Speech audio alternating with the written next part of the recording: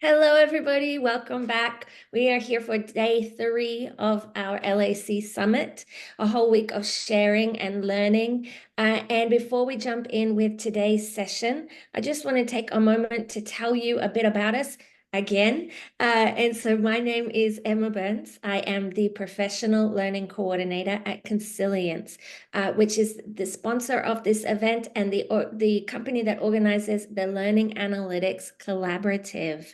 And we have a number of people from the collaborative here on the call because this is what the LAC is all about. It's a community of educators who learn and grow from one another. And so this is such a great opportunity to show how an authentic way that we learn and grow from each other's stories. If you're not already aware, I want to let you know that the LAC is a platform and a service for schools that want to use learning analytics to improve and transform. Our mission is to support schools to build cultures of data use. And what we mean by that is schools using data to make an impact. So what we do is we collect all the data that you have in your school. And by that, we mean not just academic grades, but also demographics, well-being data, all the information that you have. And then we collaborate with you to figure out the best way to present that data so that you have information. And we teach users how to use that information with protocols and other tools so that your community can gain insight about your learners. So we have over 100 pre-built visualizations in the LAC platform, and each one of those was developed in consultation with schools and customized to answer the questions that schools have. As you can see, we've got dashboards for teachers that want to know about their students, dashboards for specialists that want to understand the impact of their interventions, dashboards for administrators and at the board level, like high-level aggregate data, and even dashboards for parents and students who want to see their own individual learning over time. We've got over 50 schools in our collaborative from all over the world, and we're all about sharing the learning. So one school develops a new visualization or a new use case, and we share that information with the other schools so everyone benefits and everyone can learn and grow.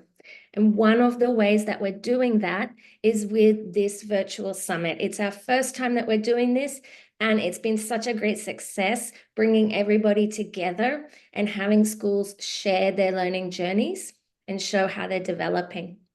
And one school that has been doing that a lot this summit that we're really excited about is the school is International School of Myanmar. We've heard a lot about where they are in their journey. And today we have Dr. Aloha Lavina, who is now the secondary school principal at Shenhua International School, but previously was working at the International School of Myanmar as well. So if you caught Ben Marsh's talk yesterday, he talked about the great growth that they saw in students developing over 4 years, working with the LAC to identify interventions. And today, Aloha is going to build on that and talk more about how they used collective efficacy and a collaborative data culture. So I'm so excited to hand over to Aloha. Thanks for being here and thanks for sharing with us. Thank you, Emma. I'm going to try and share my screen now.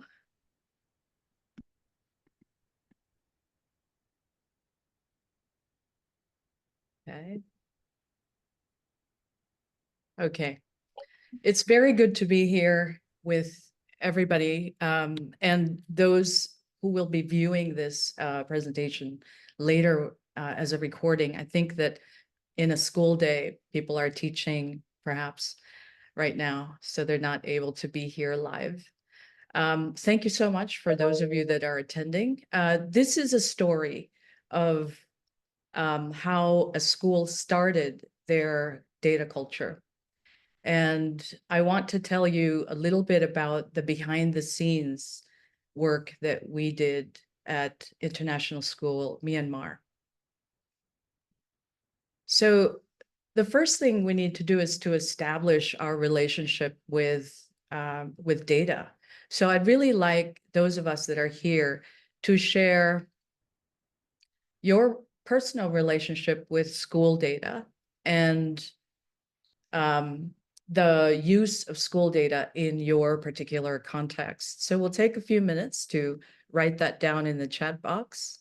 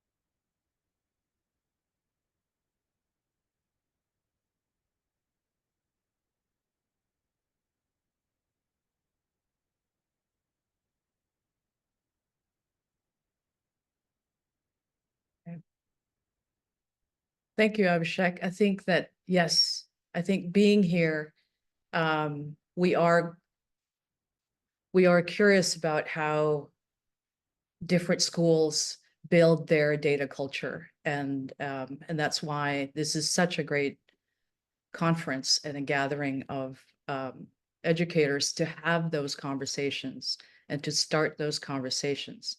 So thank you very much, everybody, for sharing those relationships and the way that you might use data in your schools.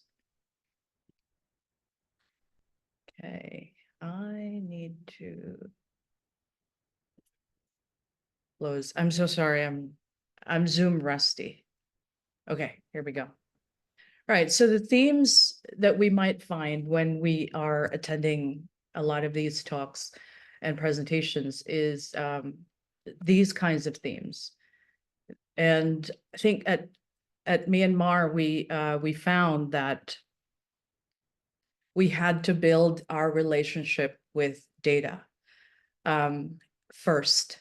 So initially, what we wanted to do was to open up the conversation and just say, you know, what data exists in our school, what questions do we want to ask of our data so that we know what it is, what impact we are making on teaching and learning.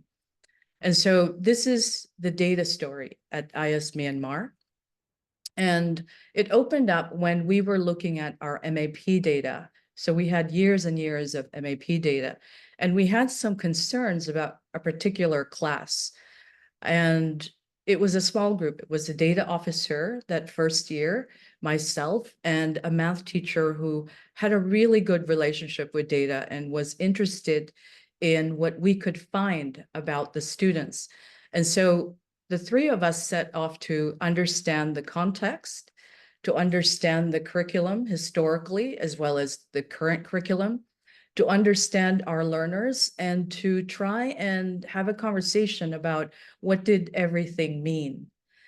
And so that was the beginning. And the director, Ben Marsh, with whom I worked very closely on curriculum plans for the entire school, he was very interested in coming up with ways that we could harvest our data and take a look at it to see what the implications were so that we could make an impact with instructional decisions that we would make from the data that we gathered. And so one of the things we found while we were searching and harvesting our data was this story of the preschool who were at the time in second grade. And so when they were in preschool, the school had implemented Reggio and discovery learning, but it was not very well prepared. And the preschool teachers were not well trained as yet. And so early literacy was not really guaranteed during the time when it was implemented, especially in reading. And so we saw that in this cohort, when they took their MAPs, they were really below reading level. And there was a lot of information that we found in the MAP results for this particular cohort that told us that we have to worry about them and we have to do something. We have to make some instructional decisions. And grade 3 was just around the corner. So there was a real urgent need for us to do something based on the data that we had looked at. And so we started looking at all kinds of data that we had harvested, because this was just one story that we were very curious about. And we thought, okay, in this first year, why don't we focus on reading? Because that was a lot of the data that we had harvested. We were harvesting data in that first year because we wanted to implement our LAC. So we worked with LAC in the first semester to set up our platform and to populate it with the data that we did harvest, that we had, and the MAP data was one of them. So in the previous years at the school level, the school did harvest data, but what it did was to write all of these, 200-page reports with charts of MAP results, and they just sort of sat in a shelf. The board, some people on the board read the entire report. A couple of people in administration read the report, but it was very clumsy to use for analytics and for a lot of the insights that we wanted to see that was school level. It was very, very difficult to use this report. And so that was one of the needs that we saw, why we had to have visualization as a school of our data. We also wanted to change how we were making instructional decisions, because we saw, as we started harvesting the data, we saw that 2 years before implementation of our LAC, the physics class did not meet expectations. And so a lot of students were not served by what went before that physics class. The other issue that we saw was that data was scattered everywhere. It was random. And we found that when we were searching for data to harvest to populate our LAC, we saw that there were so many places where this data lived. And so it took a lot of time if we did not implement visualization in one platform. It would take a lot of time to even harvest the data, to find it, and then use it. So one of the questions that we asked from the very beginning was, I would have frequent meetings with Ben Marsh, and we would just ask ourselves, can we do it? Can we do this? And I think that was the beginning of our thinking about how do we raise this collective efficacy in our faculty, in our schools, so that we can use the data in ways that would impact student learning through the instructional decisions that we made. We wanted our teachers to feel that they were able to make instructional decisions based on the data that they were looking at. So our goals were to raise the collective efficacy of our faculty and to be reflective as a community. And implementing our use of data was going to help us to meet these two goals. This is from Hattie, and so we can see from this chart, I don't know if you can see, it's quite small, but you can get this off the internet. or from visible learning. So the two highest indicators of school achievement are collective teacher efficacy and sort of self-reported grades, which is a way to be reflective. And then we started building the infrastructure for our data use. And these are the three concepts that I'd like to talk about in terms of building that data use in the school. One is the infrastructure of how we collaborated. So we had to be very deliberate about networking the thinking of people in our school. So I was very fortunate that I was in a role, so director of curriculum at the school. I was in that role where I could meet with every single sub team. So the grade level teams, the subject teams, I would meet with teams regularly. And so that was a way for us to build the infrastructure of collaboration. And we deliberately tailored our professional development in order to network the thinking, to have people meet and think together during those team meetings. Increasing capacity through professional development. And so we put emphasis on teaching people how to have data conversations and the social architecture. So what levels of horizontal and vertical teams would we meet in order to sort of distribute the understanding that we were getting about making instructional decisions from the data that we were having conversations about. And so these were the three things that we focused on for a year and a half to 2 years. So the infrastructure, specifically scheduling collaborative time, that was part of the teaching day. Whenever we were meeting, make sure that we expected products. And so it could be a chart of our thinking. It could be from a protocol. But we expected products for teams to make their thinking visible for the team meetings. And then we used conversation protocols so that there was no wandering away from our purpose for each meeting. We increased capacity by training the middle leadership, so the teacher leaders for grade levels and subject groups went through their own collaborative thinking training through adaptive schools. We embedded this professional learning into the timetable so that the entire school was learning at the same time on some days throughout the year.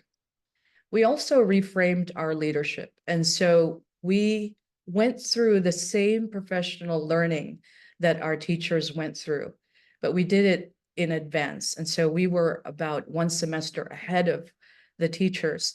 But the school leadership team went through this collaborative thinking professional learning so that we would develop a group identity around our purpose of making deliberate instructional decisions using data. The social architecture was to use the data platform that LAC built with us, to use that as the part of our data conversations. So the data platform and the data that we looked at was sort of a third person in the room, a third point. And so it wasn't threatening because the data was talking to us just like it would be as a person that attended our meetings. And we could ask questions of it and it would tell us answers. And so it became sort of a third point in every meeting. And we started to develop in our groups a stance of inquiry. So it wasn't about advocating for our own point of view, but it was to find out and discover, what is the data telling us? What is the story of learning that we are understanding in this particular gathering? And what does it mean for what we are doing as a school? So we had implemented sort of an increase cycle. And it was cyclical because periodically, at least 4 times in a year, in that first year, we met with the principals and myself leading these data conversations with groups of teachers. And we then ended those data conversations with sort of a foray into what decisions can we make based on what we learned in these meetings. So we went through that cyclically, and happy to report that after about 3 cycles, the teachers suggested to the principals, we will invite you to those data conversations, but we want to run it ourselves. So that for me was really emotional. Okay, sorry. Because it was what we wanted, which is we wanted our teachers to feel that efficacy on their own, independently in the groups. And so it worked. And that was really, really good. So we launched, officially launched our data culture at the school and formalized those conversations that we had with focus. And so we would bring a focus into the conversation and bring the data, use the data that specifically told us the story that would allow us to analyze and come up with some instructional decisions. And so one of the things that we looked at was the entire curriculum and where we taught physics. So this was on a different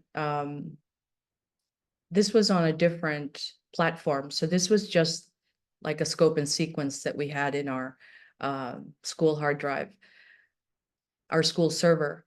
But side by side with the data from the physics scores, we were able to analyze what was going on with physics.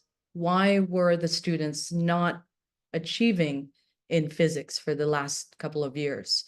And so we actually did a lot of curriculum development that was so efficient, because what we were doing was based on what the students had achieved in physics, and then we unpacked that into the actual science curriculum. So that was year 1. And in the elementary school, we started to look at data from the reading. So the whole elementary school made reading development its goal. And we were able to see from the data immediately what needed to adjust in the instruction. And so efficiency and immediacy gave us a lot of feelings of efficacy, because we could make decisions that weren't about guessing. They were about what's the story from the data?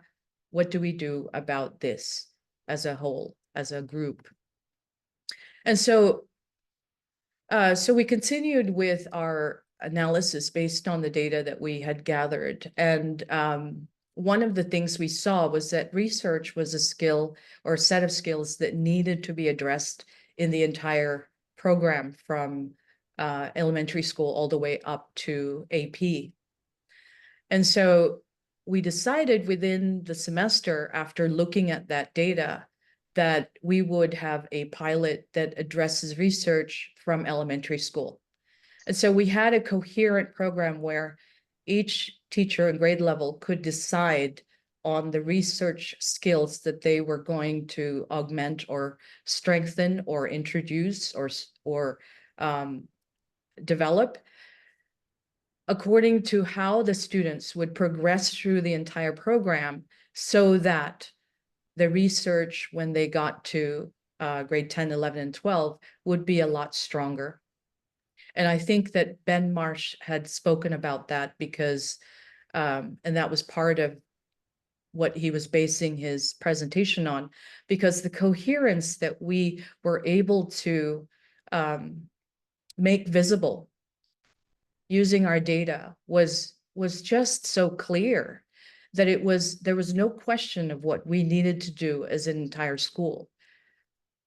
And so what we did basically with this entire 2.5 years of implementing LAC and a data culture in our school was that we banished school ADHD. We banished scattered attention on so many different things. We banished scattered energy. We focused our energy on things that were coherent and worthwhile and immediate and efficient. And we banished scarce time because we only had a few hours a year basically for meetings in every team. But those hours were spent on looking at what stories the data told us and then making decisions that had immediacy and efficiency, so that we could impact the kind of learning that was going on in our classrooms. And so our focus on learning was automatic, I would have to say, because we had worked on building this use of data culture in the school and supported it with an infrastructure of learning for the adults, that it was natural for the entire system to focus on learning as an entire organization. And so these are our milestones. August of year one, we started the plans for professional learning, the protocols, and reframing middle leadership. Then after 6 months, we had our LAC was live. So we started to have conversations around what our data was telling us. Then the second year in September, all the faculty had access to the entire platform of LAC, and we started our quarterly data conversations. And in year two, the faculty said to us that they could run those data conversations, and the school had large picture decisions that started to impact student learning in the school. And what made us have this increased collective efficacy? I think that it was the data itself, that it was easy for us to get to, that we had each other to think through together what the students needed. And because we did those things deliberately, we had faster responses to what our students needed. And we had a targeted revision of the taught curriculum. We didn't have to guess what we needed to teach. And we prioritized what it was that our students actually needed. And I think we became very reflective because in those data meetings, the conversations were professional, and teachers felt that they had influence on what was going on in the school. And so our collaboration wasn't just a gathering, it was purposeful gathering. And we normalized our use of data in those meetings.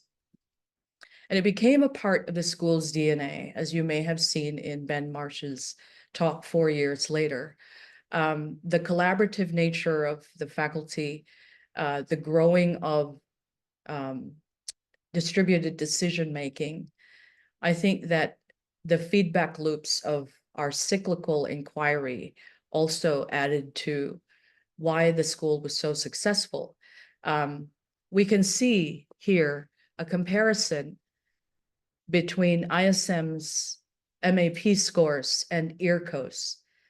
And the blue is EARCOS and the orange is ISM.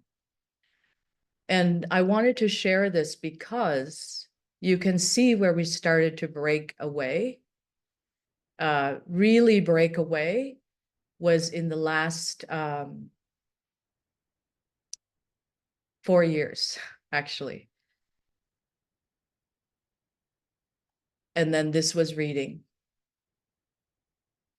And I chose IRCOS because IRCOS usually has the highest MAP scores. And our small school in Myanmar beat IRCOS. We were really proud of that. Yay.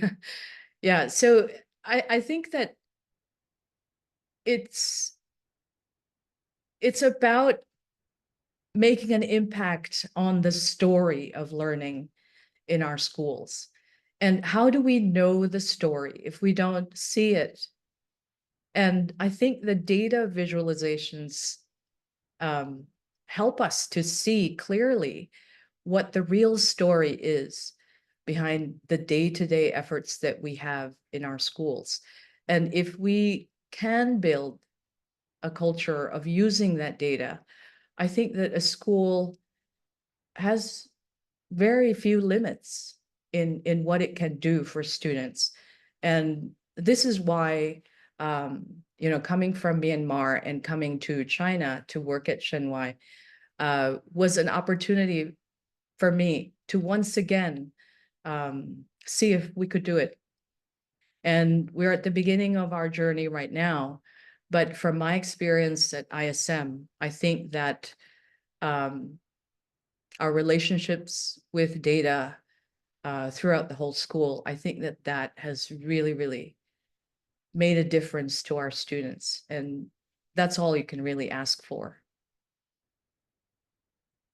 Thank you.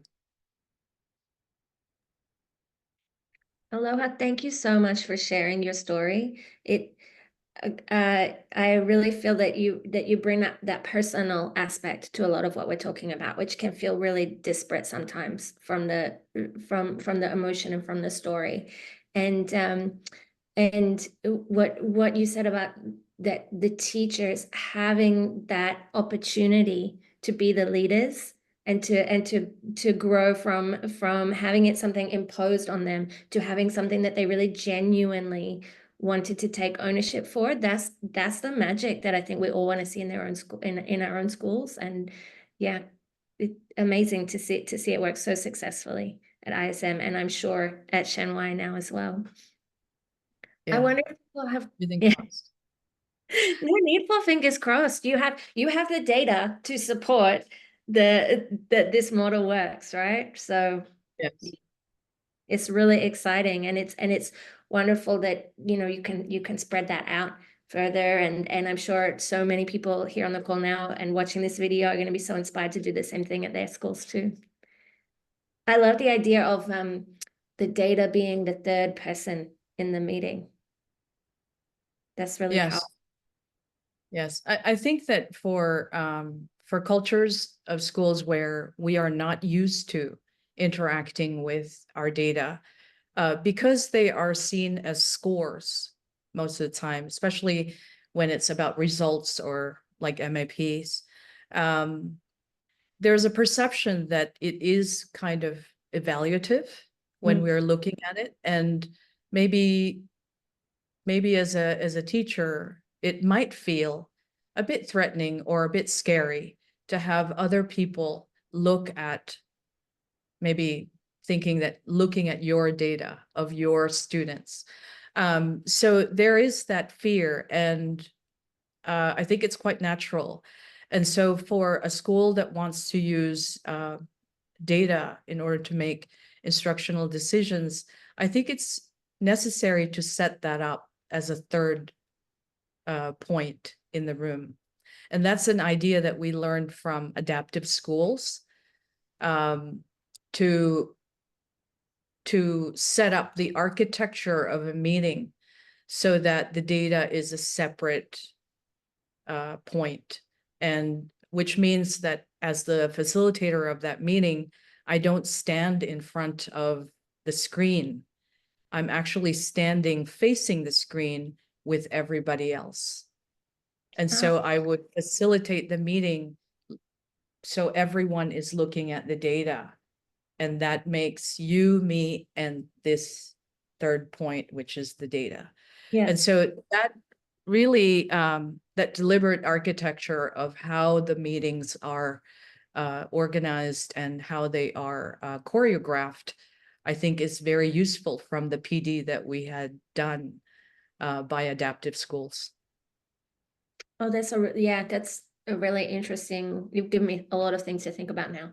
But yeah, that I can see that being really effective and helping to take away that fear and that judgment that as you say is so natural, and yet something that we often struggle against when we're Yes. trying to say we're not judging, but yeah, how do you fight against that internally? Yeah. I wonder if anyone else has any comments or questions for Aloha.